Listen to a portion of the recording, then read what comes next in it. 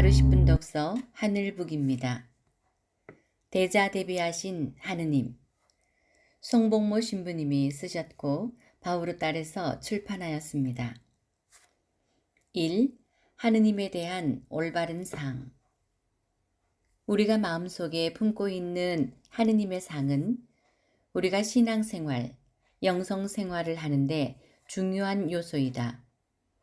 하느님에 대한 올바른 상을 갖고 있는 사람은 인생에서 이루어지는 모든 것을 건강하고 올바르게 대할 수 있지만 하느님에 대한 그릇된 상을 갖고 있는 사람은 모든 것을 그릇되고 경직된 태도로 대하게 된다.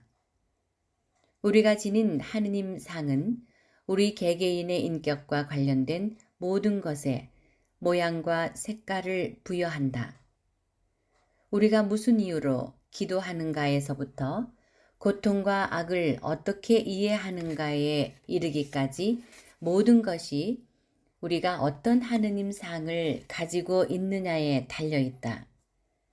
건전치 못한 하느님 상은 건전치 못한 행실을 낳는다. 그리스도인들은 하느님을 아버지라 부르고 있지만 과연 얼마나 많은 이들이 하느님의 자비와 사랑을 느끼면서 아버지라 부르고 있는지는 의문이다.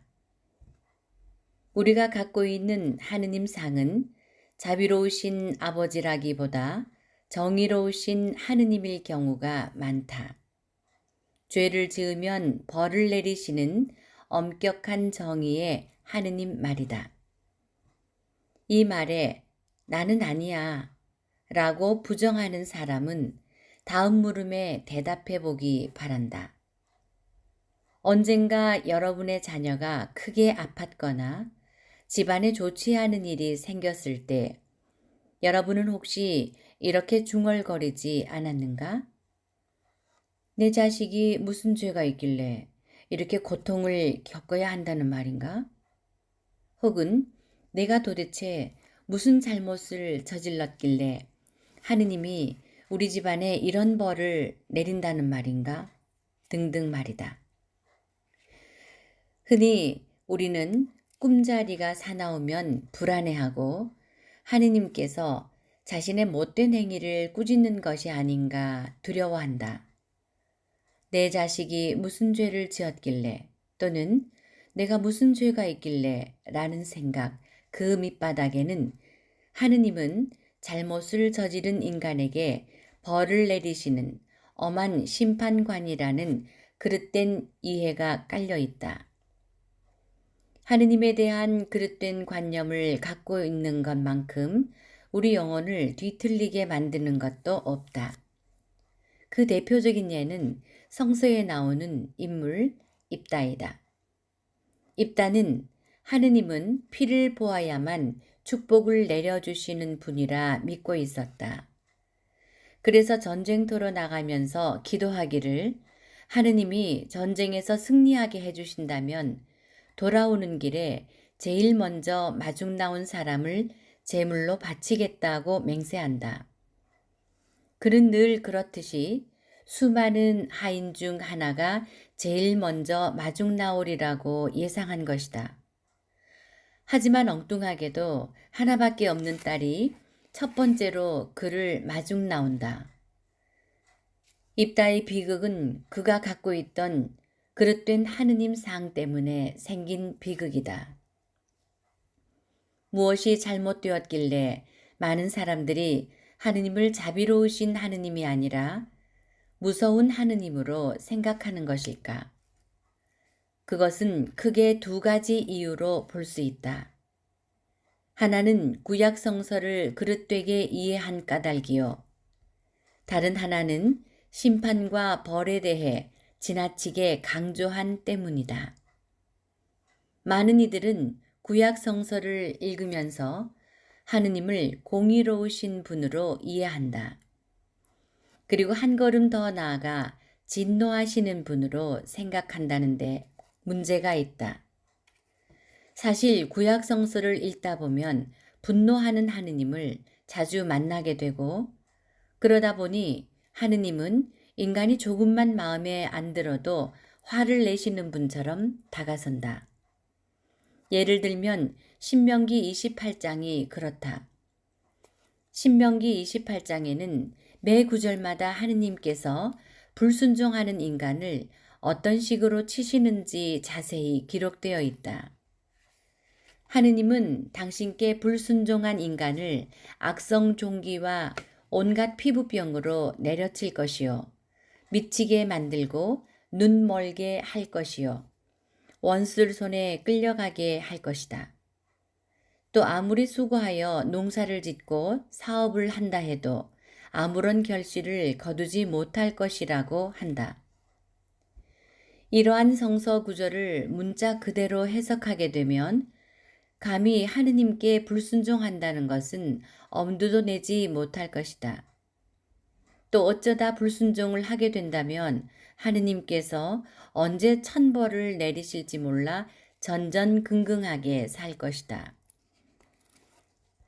그렇다면 아담과 하와가 하느님께 불순종하여 선악과를 따먹었을 때 무슨 일이 일어났는가? 그들이 천벌을 받아서 죽었는가? 악성 피부염에 시달렸는가? 눈이 멀었는가? 그렇지 않았다. 그러니 신명기 28장을 문자적으로만 해석해서는 안 될 것이다. 머리로는 하느님은 사랑이시다라고 생각하지만 마음 밑바닥에서는 분노하는 하느님으로 간주하고 있는 이들은 어린아이와 같은 신앙을 가질 수밖에 없다. 이러한 사람에게 하느님은 사랑의 아버지가 아니다. 인간은 제 아무리 최선을 다해 산다고 해도 잘못을 저지르기 마련이다. 또한 하느님이 사랑의 아버지임을 알지 못하기에 자녀로서 마땅히 누려야 할 용서 체험도 할 수 없다. 이러한 사람은 하느님의 사랑을 획득하기 위해서는 무엇인가 해야 한다는 강박감에 사로잡혀 있다. 모름지기 하느님의 축복을 받으려면 하느님이 원하시는 무엇인가를 해야 한다고 생각하는 것이다. 이러한 사람이 결혼해서 자녀를 낳아 기르게 되면 엄격하게 율법적으로 키울 것이며 사랑에 대해서는 이야기하겠지만 실제로 사랑을 주지는 못할 것이다. 많은 사람들이 하느님을 사랑의 아버지로서 대하기보다 진노하시는 심판관으로 대하는 두 번째 이유는 사목자들의 그릇된 설교 탓이다. 본디 사목자들은 신자들이 조금이라도 더 하느님 아버지의 자비를 체험하도록 도와줄 의무와 책임이 있는데 얼마 전까지만 해도 지옥과 심판에 대해 강조해온 것이 사실이다. 대표적인 예로 얼마 전까지만 해도 성난 하느님의 손안에 있는 죄인이란 책이 널리 읽혔었다.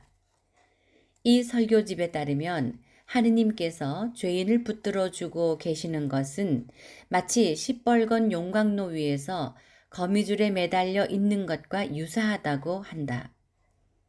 만약 하느님이 진노하시어 손을 놓으시면 그 죄인은 여지없이 불타는 지옥으로 떨어진다는 것이다.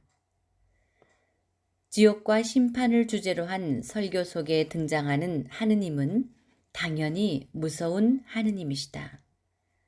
그렇다면 예수께서 보여주시는 자비로우신 하느님 아버지와 구약 성서에서 얘기하는 심판자 하느님은 서로 다른 분이신가? 물론 아니다. 우리는 구약 성서를 잘못 이해하고 있다. 전지전능하신 하느님은 예수께서 보여주신 하느님과 동일한 분, 세상과 인간을 위하시는 자비로우신 하느님 아버지이시다. 하느님께서 인간에게 벌을 내리시겠다고 위협하는 장면을 읽으면서 공포감을 느끼겠지만 계속해서 읽다 보면 제발 내게로 돌아와 다오 라는 말을 만나게 된다. 구약의 하느님은 인간을 향해 자주 화를 내고 위협하고 고발하지만 그 까닭은 인간을 응징하고 벌하려는 데 있다기보다는 인간이 당신과 올바른 관계를 맺게 하기 위한 것이다. 그분의 위협적인 말씀은 언뜻 보면 죄 지은 인간을 당장 내려칠 것처럼 보이지만 실제로는 용서가 담겨 있는 위협이다. 죄인이 돌아오기만 하면 하느님은 즉시 그 죄인을 용서해 주신다. 예레미야서 1장 14절에서 16절과 3장 12절에서 14절을 읽어보자. 1장 14절에서 16절에는 무시무시한 하느님의 진노와 협박이 쏟아져 나온다. 이스라엘에 재앙이 쏟아지리라. 내가 북쪽 나라들을 불러 모아 이스라엘의 모든 성들을 치리라. 내가 이 백성을 이렇게 심판하리라 하지만 3장 12절에서 14절에 가면 하느님의 진짜 마음이 나타난다. 나를 배반한 이스라엘아, 제발 돌아와 다오. 나는 마음이 모질지 못해 너희에게 무서운 얼굴을 하지 못하겠구나. 아무리 화가 나도 화가 난 이 마음을 계속 갖고 있지 못하겠구나. 나 야훼가 너희 하느님이 아니냐. 나를 배반하고 떠나간 자들아, 제발 돌아와 다오. 지금까지 송복모 신부님의 대자대비하신 하느님 내용이었습니다. 같이 읽고 싶은 책이 있으시면 댓글에 남겨주시기 바랍니다. 구독, 좋아요, 알람 설정 부탁드립니다.